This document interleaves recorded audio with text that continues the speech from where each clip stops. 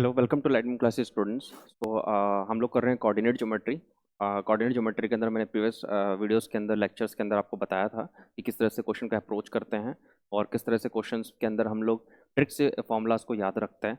तो आइए चलते हैं नेक्स्ट क्वेश्चन की तरफ। क्वेश्चन कह रहा है, if A and B are -2 and 2 - 4 respectively. दो कोऑर्डिनेट यहाँ पे दिए हैं इसने।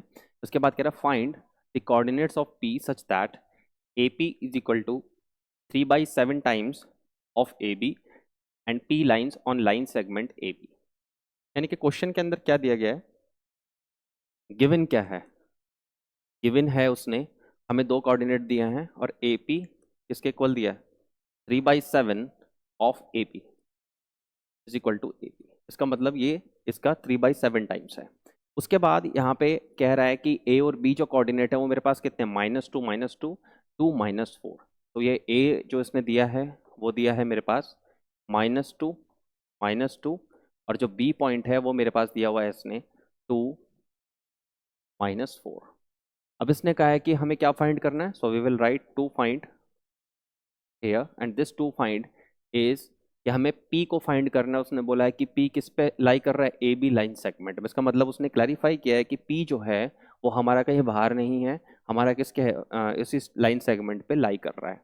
तो हमें फाइंड करना है coordinates of point P, coordinates of point P. तो यहाँ पे आप देखिए कि इसके अंदर इसने गिवन इंफॉर्मेशन जो दी है, यानी कि हमें किसी के भी कोऑर्डिनेट अगर निकालने हैं, यानी कि सेक्शन फॉर्मूला लगेगा। डिस्टेंस की तो कोई क्वेश्चन यहाँ पे है ही नहीं, तो क्वेश्चन जो है वो सेक्शन फॉर्मूले के अंदर है। बस हमें सेक्शन फॉर्मूले के अंदर क्या चाहिए, यहाँ पे रेशो चाहिए। तो आइए फाइंड करते हैं कि रेशो किस तरह से फाइंड करेंगे इसके अंदर। तो ये मेरा लाइन सेगमेंट है और ये है A and this is B. A here is -2 and this B is 2 - 4 and this is saying that AP P lying here, so I am taking anywhere that this is the P। और यहाँ पे फिर कह रहा है मुझसे कि P की जो रेशो है, यानी कि AP is equal to 3/7 of AB। यानी कि इसने दिया है कि ये AP जो है, उसके नीचे मैं AB को लेके आ जाता हूँ, इज इक्वल टू 3/7।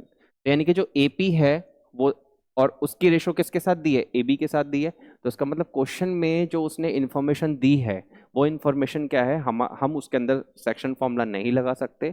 वाई, क्योंकि बहुत सारे स्टूडेंट्स यहाँ पे गलती करेंगे कि वो 3/7 लेकर के इसको क्वेश्चन को सॉल्व करने चले जाएंगे, क्योंकि टोटली यहाँ पे ब्लंडर हो जाएगा। क्योंकि क्वेश्चन के अंदर उसने हमें जो रेशो चाहिए होती है वो चाहिए होती है AP अपॉन PB। इसका मतलब हमें AP और PB की रेशो चाहिए। यहाँ पे इसने क्या दिया है, AP और AB की रेशो दी है। तो हमें क्या फाइंड करनी होगी, हमें इस PB की रेशो को फाइंड करना होगा। तो फाइंड करने के लिए हम क्या करेंगे कि हम ले लेंगे let AP is equal to 3x and AB is equal to 7x। अब हमें क्या फाइंड करना है, PB। तो यहाँ पे हम देखेंगे कि PB किसके इक्वल है। लाइन सेगमेंट पे आप फिगर को देखें, इसलिए इंपॉर्टेंट है फिगर को बनाना। फिगर बना के ही क्वेश्चन करें सेक्शन फॉर्म लेके। तो PB किसके इक्वल है, वो है AB minus AP and this will become equal to 7x minus 3x and it will become to be 4x। यानी कि अब हम डिवाइड करेंगे रेशो को, यानी कि AP अपॉन PB। ये किसके इक्वल है, AP की वैल्यू कितनी है 3x और PB की वैल्यू हमने निकाली है वो कितनी है 4x। x से x कट हो जाएगा तो यहाँ पे कितना होगा 3/4। यानी कि जो रेशो है यहाँ पे कितनी है 3/4 है। तो AP और PB के बीच में जो रेशो है वो 3/4 है। यानी कि जो हमारी रिक्वायर्ड रेशो है सेक्शन फॉर्मूले के अंदर वो ये रेशो है जो हम क्वेश्चन में रखेंगे, ना कि वो रेशो जो यहाँ पे उसने दी थी। वो हमसे फाइंड करवाना चाहता है, तो इसके अंदर हम लोगों को इस तरह से चलना पड़ेगा। उसके बाद में एक यहाँ पे एक चीज़ और डिस्कस करना चाहता हूँ। एक मिसकॉन्सेप्ट जो आप लोग करते हैं हमेशा, आप लोग क्या करेंगे कि इसको x लिए बिना इसको यहाँ पे आप लोग माइनस करने चले जाते हैं। हो सकता है कि आपका आंसर तो करेक्ट आ जाए किन्हीं क्वेश्चंस के अंदर, लेकिन ज़्यादातर क्वेश्चंस के अंदर क्या होता है कि ये एक रॉन्ग मैथमेटिकल मेथड है, क्योंकि ये एक रेशो है, ये नंबर्स नहीं है। हम केवल नंबर्स में से नंबर्स को माइनस करते हैं, हम रेशोज में से रेशोज को माइनस नहीं करते हैं मैथमेटिक्स के अंदर। तो आप लोग इसको x लेकर के ही करें। तो यहाँ पे 3/4। अब हम क्या करेंगे, अब हम सेक्शन फॉर्मूला अप्लाई करेंगे। So using section formula, using section formula.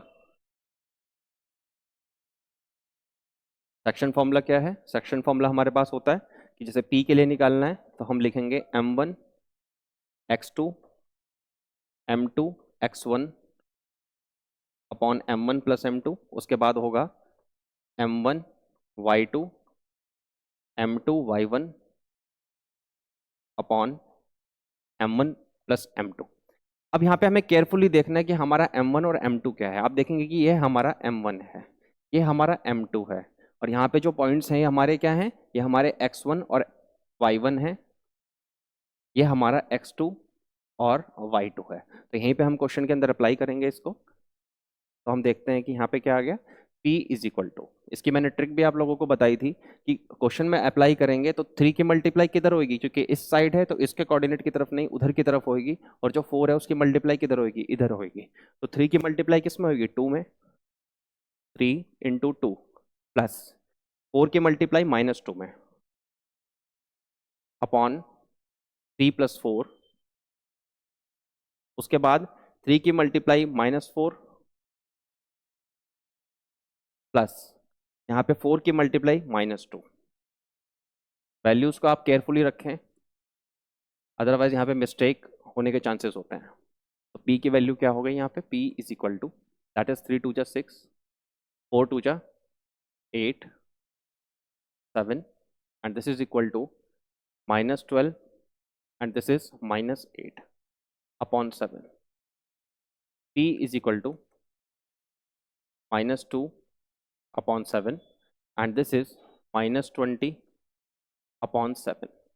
तो गाइज ये हमारे P के कोऑर्डिनेट्स हैं जो कि उसने पूछे थे, आपको उसको बॉक्सेस में पुट करना है। और यहाँ पे हमने देखा कि क्वेश्चन के अंदर जो ट्रिक थी वो क्या थी कि आपको डिस्टेंसेस को फाइंड करना है। तो ऐसे क्वेश्चन के अंदर आप डायरेक्ट क्वेश्चन ना करें, पहले देखें फिगर बना करके कि लाइन सेगमेंट को बना करके कि उसने हमें क्या दिया है, क्या वो हमारी राइट रेशो है, क्या हम उसको ले सकते हैं, अगर नहीं ले सकते तो किस तरह से हम उस क्वेश्चन में राइट रेशो को निकालेंगे। This part is important in this, और उस तरह से यहाँ पे सेक्शन फॉर्मूला किस तरह से लगेगा। तो आइए चलते हैं फिर हम लोग नेक्स्ट क्वेश्चन की तरफ।